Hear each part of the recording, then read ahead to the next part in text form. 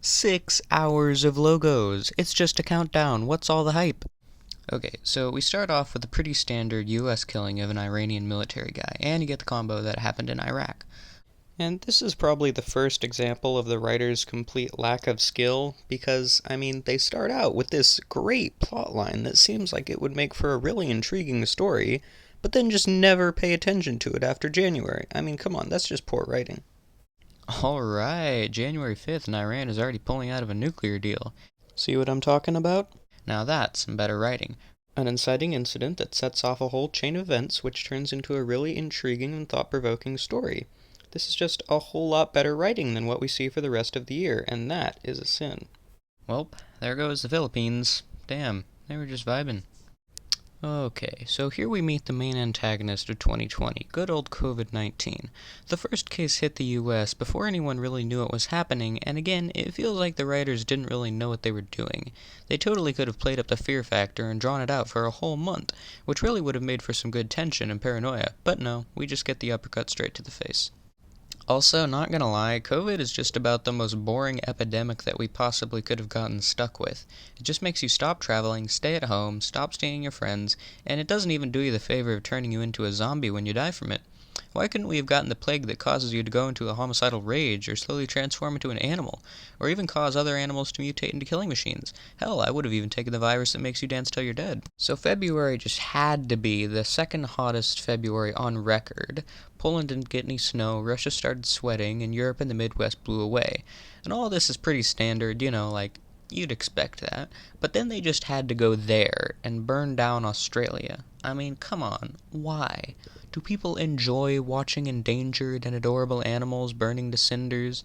What were the writers thinking? 10 sins for humanity's contributions to global warming.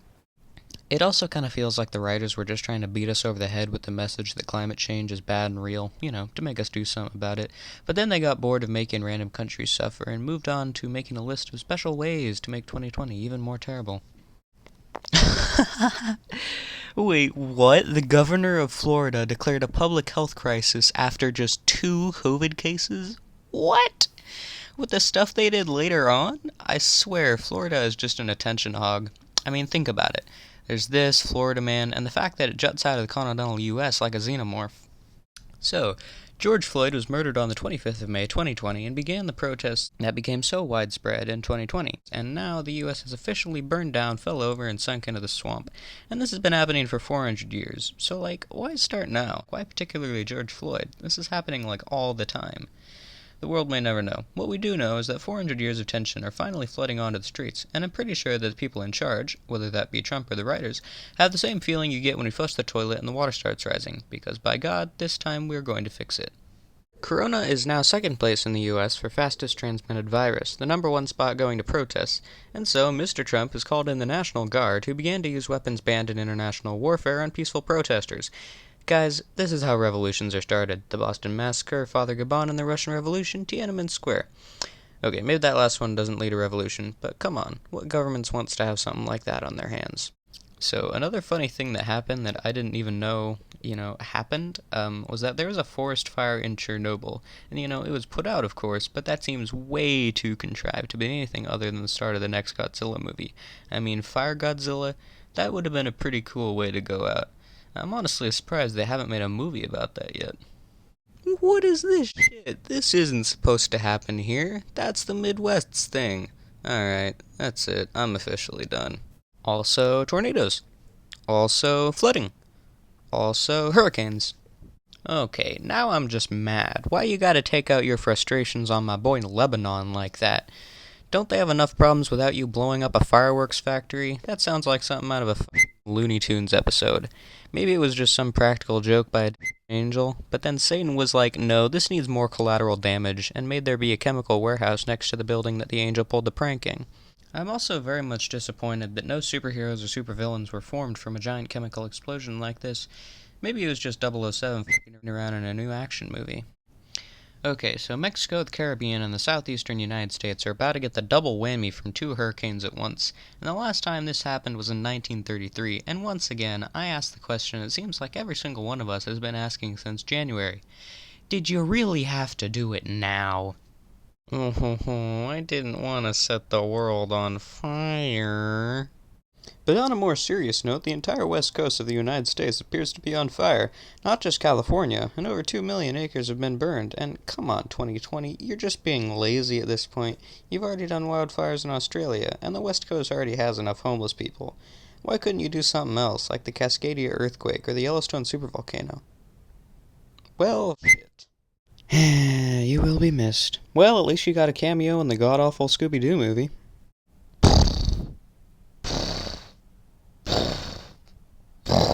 Hey, would you listen to that? Something big is coming, and I think I know exactly what it is. Everybody give a hateful welcome to the 2020 United States presidential election. In one corner we have the incredibly old and outstandingly mediocre Joe Biden. In the other corner we have a confirmed white supremacist, you all know the man with the train wreck plan, Donald Trump. Let's watch. Did you use the word smart? So you said you went to Delaware State, but you forgot the name of your college. You didn't go to Delaware State. You graduated either the lowest or almost the lowest in your class. Don't ever use the word smart with me. Don't ever use that word. Oh, give me a break. Because you know what? There's nothing smart about you, Joe. Damn, our expectations for the debates were low, but holy fuck. Alright, so we've made it to the election day, and the country has somehow not imploded, which is either a blessing or a curse, but either way, the election was harder to watch than the rise of Skywalker, and I think that the election had even worse writing than that pathetic excuse for a Star Wars film. Although, to continue the Star Wars analogies, all the people grooving out in New York and across the country when Biden was declared winner, I don't know, it was just giving me Return of the Jedi vibes, like when all the Ewoks were grooving out after the Empire's defeat. Anyways, of course Trump won't take it, so now we have to watch him be pulled out of the White House. You know, maybe he will accept defeat with dignity and grace, and we can all work together towards a better and more prosperous future for all, and...